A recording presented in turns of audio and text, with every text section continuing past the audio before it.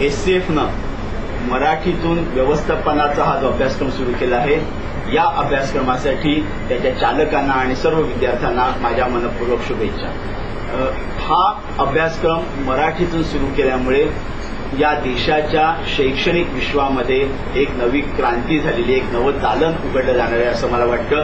हे विधान मी अशासाठी करतोय की आतापर्यंत ही जे उच्च शिक्षण आहे, जे व्यावसायिक उच्च शिक्षण आहे, हे केवळ इंग्रजी भाषेतून देण्यात येत होतं आणि ज्यावेळी आपण इंग्रजी भाषेतून असं शिक्षण देतो त्यावेळी जी मुलं सोन्याचा चमचा घेऊन तोंडात घेऊन जन्माला आलेले किंवा ज्यांची फॅमिली बॅकग्राऊंड, ज्यांची कुटुंब व्यवस्था ही तशा तऱ्हेची, ज्यांचं प्राथमिक, माध्यमिक, महाविद्यालयीन शिक्षण हे इंग्रजीतून झालेलं आहे, अशा निवडक मूढभस मुलांनाच या शिक्षणाचा, या सोयी सवलतींचा फायदा मिळतो आणि त्याच्यामुळे खरं म्हणजे समाजामधले जे दोन स्तर आहेत याच्यामधली दरी वाढत जाते।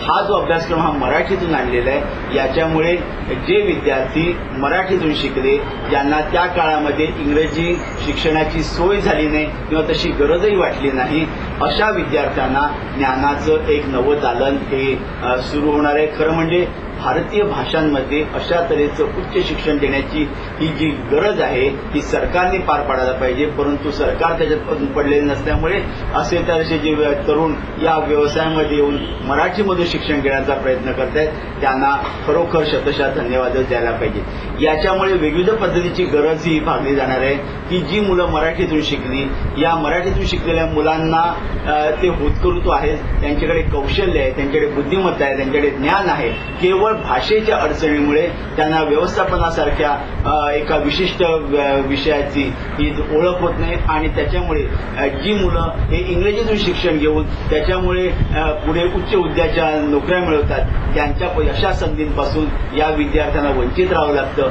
मराठीतून व्यवस्थापनाचे धडे दिल्यामुळे ही गरज ही दूर होणार आहे। दुसरी गोष्ट अशी आहे की जे आता व्यावसायिक आहेत, जे वेगवेगळे व्यवसाय करत आहेत, ते उत्कृष्टपणे करतायत, त्याच्यात ते प्रथित यश आहेत, मात्र त्यांना कधी इंग्रजीतून असं शास्त्रशुद्ध व्यवस्थापनाचं शिक्षण मिळालेलं नाही।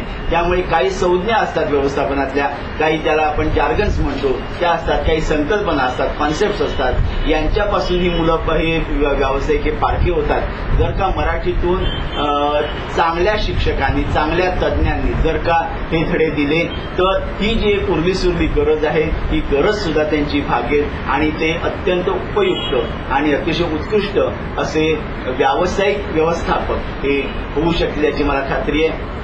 हा जो एक दिवसाचा सेमिनार जो केलेला आहे त्याच्यामध्ये त्यांची यादी बघत होतो, अनेक तज्ज्ञ मंडळी मार्गदर्शन करणार आहेत। शेवटी अनुभवाचे बोल हे अतिशय महत्त्वाचे असतात। अशा तऱ्हेचे अनुभवाचे बोल त्या क्षेत्रातल्या जाणकारांकडून ऐकायला मिळाल्यानंतर जे या प्रशिक्षणार्थी आहेत त्यांच्या ज्ञानात नक्कीच भर पडेल। त्यांना अनुभवाची जोड आहेच, त्याला एक ज्ञानाचं साधन मिळेल आणि सर्वजण हे यशस्वी होतील। माझ्या पुन्हा एकदा या अभ्यासक्रमाला आणि या सेमिनारला मनपूर्वक शुभेच्छा। जय हिंद, जय महाराष्ट्र।